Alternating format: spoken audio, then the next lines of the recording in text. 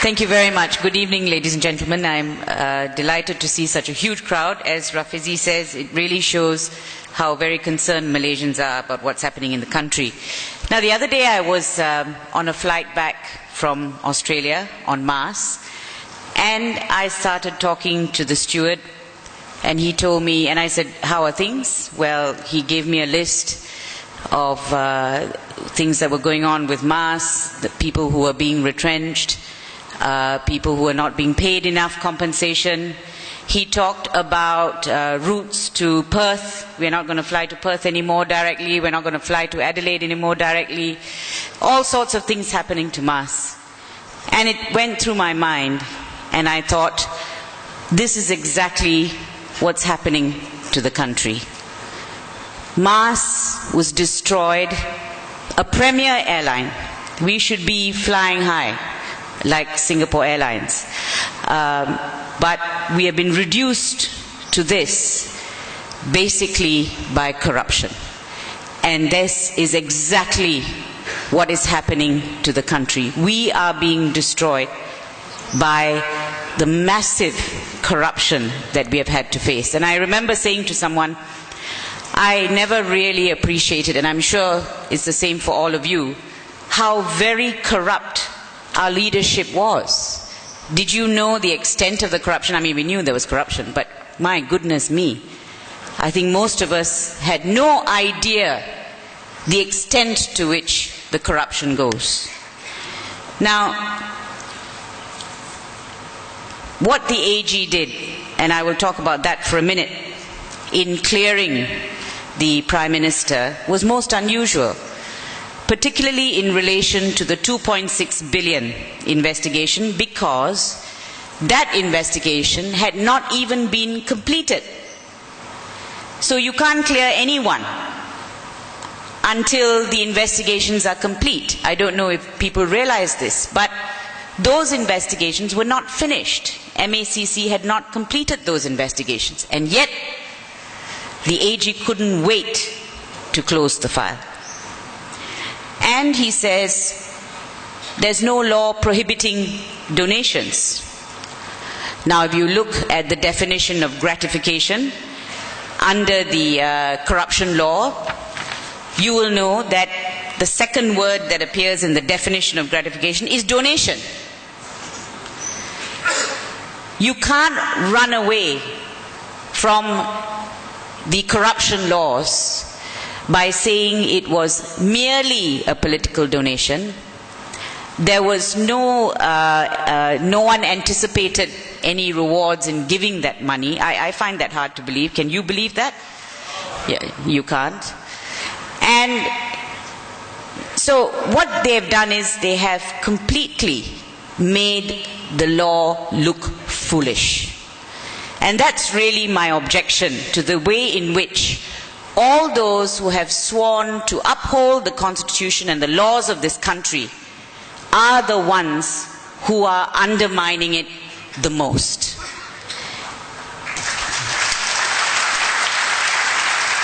And then we heard IRB come out and say, there's no tax payable on this money. And of course, we had many reasons put forward for this donation. Let me just read you some of them. This was almost immediately after or around the time that the AG closed the file, perhaps just before actually. Let me share with you some of the reasons, just in case you forget. It's very easy to forget a lot of these things because something happens on a daily basis and you forget the last ridiculous thing that happened. On August the 11th, Datuk Sri Nazri said that the donation was from a quote-unquote brotherly nation which wanted to see certain parties win the 13th general elections because they were friendly to them. I can tell you there are any number of offences there, all right, that have been broken, election laws. That was one explanation for the donation. 4 days later, UMNO Kuantan Division Chief Datuk Sri Wan Adnan said the 2.6 billion was from Saudi Arabia as a form of appreciation of Malaysia championing Islam and fighting militant group Islamic State of Iraq and Syria. Another explanation for the donation.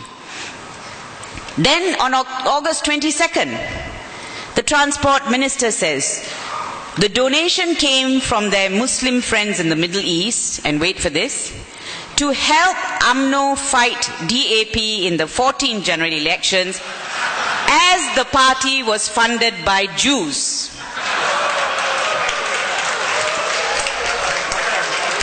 Well, they better get another 2.6 billion because DAP is standing here strong despite all that money that was spent.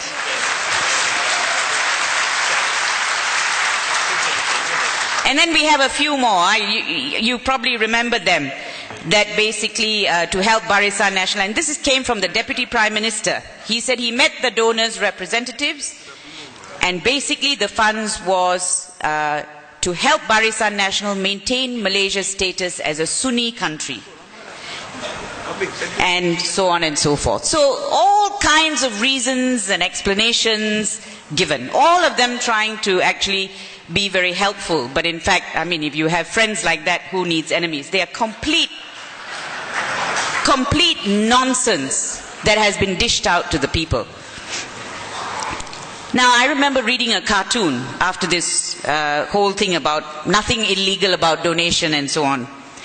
And in that cartoon, there was this man bribing a policeman, and he said, no, it's not an offense anymore because this is a donation to you, donation to the policeman, and therefore can never be an offense again. Now, when that happens, that's when you know that the rule of law has completely gone. Because nobody respects the laws anymore, particularly those who are making the laws in Parliament and those who are administering the laws, like AG's chambers, the police, etc.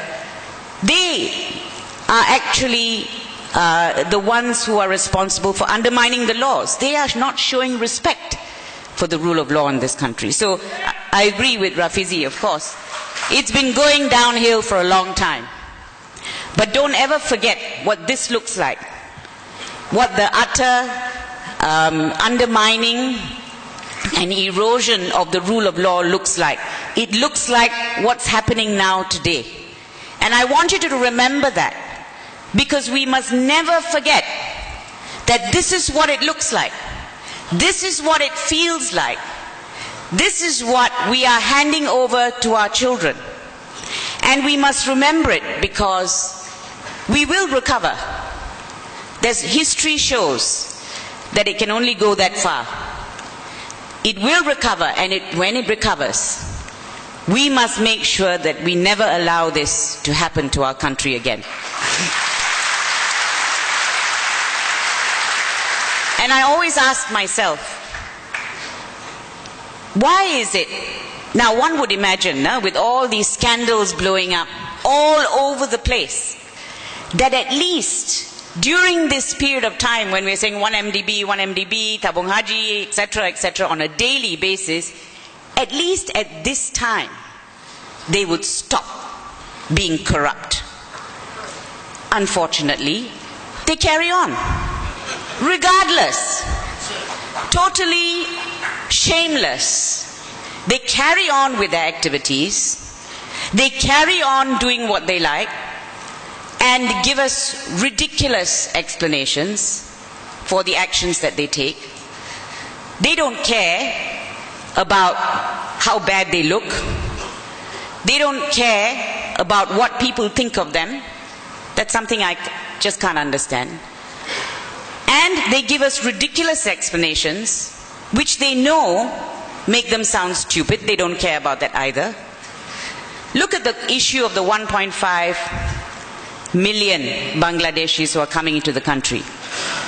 Now, I'm really concerned about that. Number one, I think it's very wrong that Malaysians attack the Bangladeshis. We cannot do that. That's unacceptable. It's not their fault. They are actually victims. And they're going to be brought in, and I want to know who are these plantations and factories that are going to employ them. Because quite frankly, I don't think they have an employer. I may be wrong, I'd like to be wrong. If I'm wrong, they should name the employer.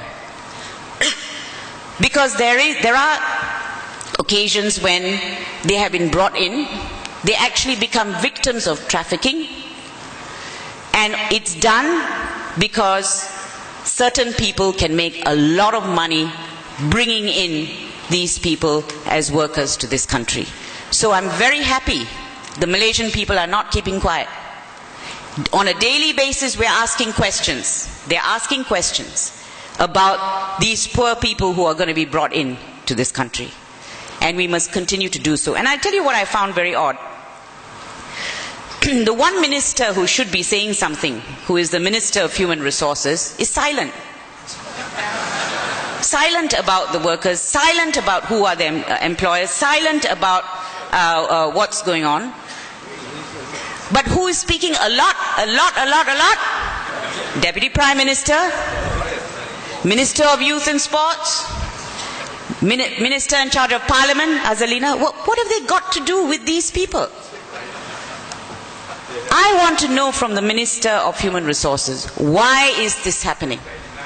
When we have so many people here, undocumented, whom we can actually bring into our fold as employees. Anyway, that's for another day.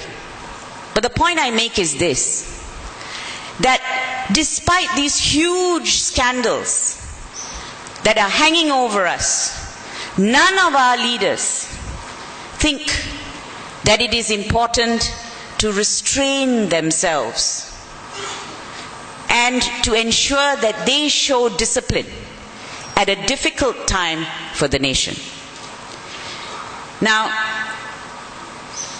what did the AG propose? The Official Secrets Act be amended and people be given life imprisonment and 10 strokes of the rotan for disclosing information. That's another undermining of the rule of law. For example, if you now decide that for pickpocketing, you are going to impose the death penalty, that makes the law ridiculous and unacceptable. And that would be against the rule of law. What the AG is proposing in relation to the OSA is an undermining of the rule of law and an undermining of our federal constitution. And the Attorney General should be the last person who should be suggesting a despicable piece of legislation like that.